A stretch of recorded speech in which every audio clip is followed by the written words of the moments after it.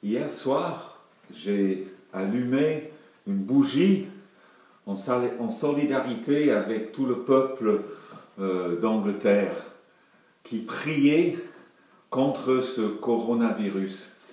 Et je pense que dans d'autres pays et mondialement, il y a un mouvement des peuples de toute religion qui veulent en finir avec cette maladie. Et aujourd'hui, j'aimerais juste partager quelques pistes que j'ai reçues pour prier contre cette maladie. Et je pense que c'est vraiment le moment de s'opposer à ce fléau qui se lève dans le monde. Et nous allons vers Pâques.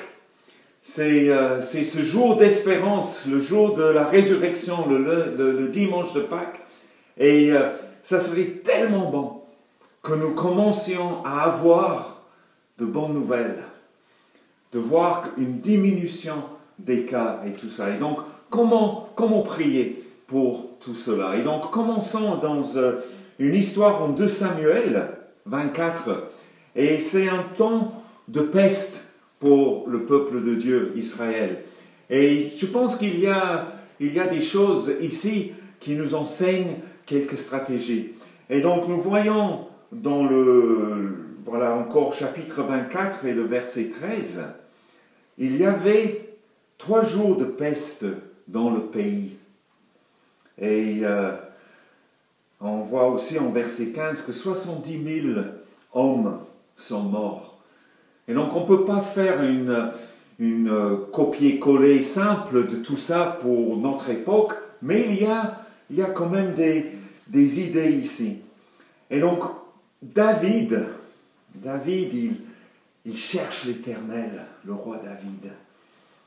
Et il est dans une crainte de Dieu, une grande crainte de Dieu.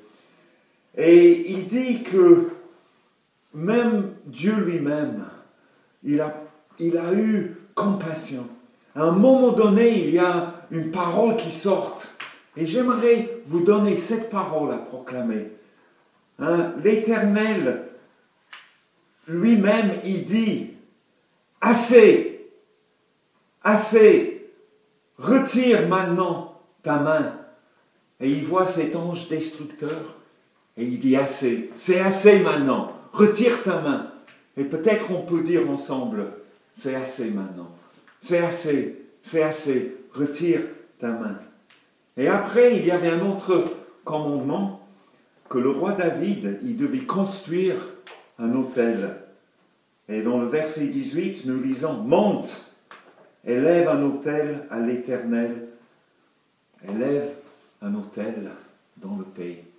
Et peut-être que c'est un appel à une plus grande intimité avec Dieu de notre part. Ne savez-vous pas que vous êtes le temple du Saint-Esprit? Notre corps, c'est un temple pour accueillir le Saint-Esprit. Et donc peut-être nous devons élever cet autel de prière, de consécration. Et la fin de l'histoire, verset 25, David bâtit là un autel à l'Éternel et offrit des holocaustes et des sacrifices de communion. Alors l'Éternel fut apaisé envers le pays et la plaie se retira. La plaie se retira. Et après, juste pour terminer, on peut voir, bien sûr, maintenant, on a Jésus. On a une plus grande révélation de cet amour, de cette compassion de Dieu. Et en Luc, chapitre 4, nous avons le moment où Jésus quittait la synagogue, verset 38, Luc 4. Il se rend à la maison de Simon. La belle-mère de Simon était atteinte d'une forte fièvre. Jésus, il entre dans nos foyers, il entre partout où il y a ces petites personnes, la belle-mère de Simon, atteinte d'une fièvre. Et Jésus, il a beaucoup de compassion pour ces situations très réelles. Et nous continuons, et ils le prièrent en sa faveur. Et qu'est-ce que Jésus fait? Il se pencha sur elle, menaça la fièvre, et la fièvre la quitta.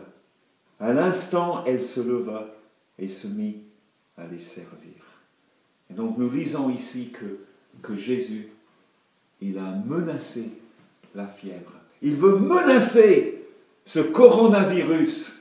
C'est le temps de quitter, dit Jésus. C'est le temps que cette fièvre quitte nos corps et quitte notre pays. Assez, retire ta main. Jésus menaça la fièvre et la fièvre la quitta. Et donc, je vous encourage vraiment à prendre position aujourd'hui contre cette maladie pour que nous puissions fêter Pâques ensemble dans la joie. Au nom de Jésus. Amen.